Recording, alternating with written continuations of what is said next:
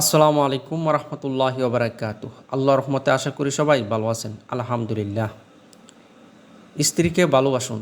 আমাদের প্রিয় নবী সাল্লাল্লাহু আলাইহি সাল্লাম তিরমিজিতে স্ত্রীকে নিয়ে কিছু কথা বলেছেন। আর কিছু কিছু মানুষ রয়েছে সমাজের মধ্যে, তারা কিন্তু স্ত্রীকে এর উল্টোটো করে, যার ফলে সংসারের মধ্যে ভালোবাসা এমনকি শান্তি দুজনের মধ্যে একটা দেওয়াল তৈরি হয়।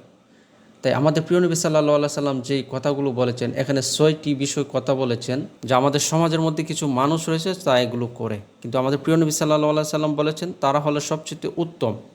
তোমাদের মধ্যে ওই ব্যক্তি হচ্ছে সবচেয়ে উত্তম যার স্ত্রীর কাছে ভালো। তাহলে আসুন আমরা জেনে নিই। প্রথম হলো, আমাদের প্রিয় নবী সাল্লাল্লাহু আলাইহি সাল্লাম বলেছেন, 1 নম্বর, স্ত্রী হচ্ছে আদরের জিনিস। তাকে গালি দেবেন না, তাকে খারাপ বলবেন না, কখনোই বলতে যাবেন না তুমি দেখতে কালো, টুটলা, বেশি মোটা, শারীরিক গঠন নিয়ে তাকে কখনোই খোঁটা দিবেন না। তখন স্ত্রী খুব কষ্ট পায়, তখন আপনার কাছ থেকে সে দূরে থাকার চেষ্টা করে। 2 নম্বর হলো, কখনোই রান্না ভুল ধরবেন না। একটু লবণ কম হলেও বলবেন যা তোমার রান্না খারাপ, কখনোই না। কারণ একটু লবণ কম হতেই পারে, এটা স্বাভাবিক।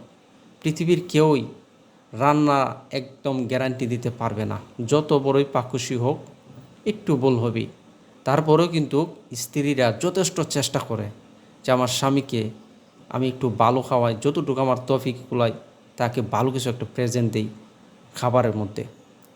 কোনো দিন ভালো খাবার পেলাম না এই কত কোনো দিন বলবেন না যে তোমার রান্না খারাপ, কোনো দিন ভালো তরকারি হলো না, হয়তো একদিন লবণ বেশি হয়, জাল বেশি হয়ে যায়, এই কথা কখনো বলবেন না। যতটুকু আলহামদুলিল্লাহ খুব ভালো হয়েছে, তার মনের মধ্যে একটা প্রশান্তি চলে আসবে।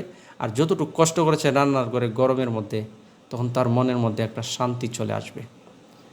এটা রাসূলুল্লাহ সাল্লাল্লাহু আলাইহি সাল্লামের সুন্নাহ। সবসময় প্রশংসা করুন স্ত্রীকে, গালি দেবেন না, গালমন্দ করবেন না। এটা আমার প্রিয় নবী সাল্লাল্লাহু আলাইহি সাল্লাম বলেছেন, কখনোই গালমন্দ করবেন না। 3 নম্বর হলো, যখন সে আপনাকে নিয়ে ঈর্ষিত হয় কারণ সে অন্য সমস্ত মানুষকে রেখে শুধুমাত্র আপনাকেই বেছে নিয়েছে। কেন বেছে নিয়েছে? শুধু একটু ভালোবাসা জীবনসঙ্গী করার জন্য। আপনাকে আপনার স্ত্রী সর্বোত্তম ভালোবাসাটাই প্রেজেন্ট করতে চায়, কিন্তু কিছু পুরুষ রয়েছে যার মর্যাদা বুঝে না। 4 নম্বর হলো, যখন তার কিছু দোষ ত্রুটি আপনাকে বিরক্ত করে, কারণ আপনার অনেক কিছু দোষ ত্রুটি রয়েছে। এই কথাটা কিন্তু আমরা অনেকেই ভুলে যাই যে স্ত্রী কিছু না কিছু একটা দোষ নিয়ে সেরে সবসময় খুঁটাখুটি করি, তার বাড়ির বিষয় নিয়ে, এমনকি তার ছলা নিয়ে, তার কথা বলার ধরন নিয়ে, এমনকি তার শরীরের কোনো অংশ নিয়ে। কিন্তু এটা কখনোই করবেন না, কারণ তার যেমন কিছু দোষ ত্রুটি রয়েছে, আপনারও রয়েছে, আমারও রয়েছে। তাহলে আমার দোষটা কি কখনোই আমার স্ত্রী বলে যে তোমার এই সমস্যাটা হয়েছে? কখনোই বলে না। যখন আমি বলবো তখন সে উল্টোটাও করবে। এটা কখনোই করা যাবে না। কেননা তার যদি কোনো দোষ ত্রুটি থাকে, তাহলে আপনার দিকে একটু চেয়ে নেবেন। আপনারও দোষ ত্রুটি রয়েছে, প্রত্যেক মানুষেরই কিছু কম কিছু বেশি রয়েছে। তাই আমাদের প্রিয় নবী সাল্লাল্লাহু আলাইহি সাল্লাম বলেছেন, দোষ ত্রুটি নিয়ে সে তাকে কখনোই খোঁটা দিবেন না। আর সর্বশেষ হলো 5 নম্বর, যখন তার রান্না খারাপ হয় কারণ সে ভালো রান্নার চেষ্টা করেছে। প্রথমেই কিন্তু এখানে বলেছি যে প্রত্যেক স্ত্রী চায় তার স্বামীকে ভালো রান্নাটা প্রেজেন্ট করতে, কিন্তু সংসারের মধ্যে অনেক সময় এই সমস্যাটার সৃষ্টি হয় যে তার রান্না নিয়ে সেরে। আমাদের প্রিয় নবী সাল্লাল্লাহু আলাইহি সাল্লাম এই কথাই বলেছেন, তোমাদের মধ্যে ওই ব্যক্তি সবচেয়ে উত্তম যে তার স্ত্রীর কাছে উত্তম। আর এই হাদিস এসেছে তিরমিজির মধ্যে। তাই আমরা কখনোই কোনো সময়, যে কেউ হোক, আপনি একটু রান্না করে দেখেন।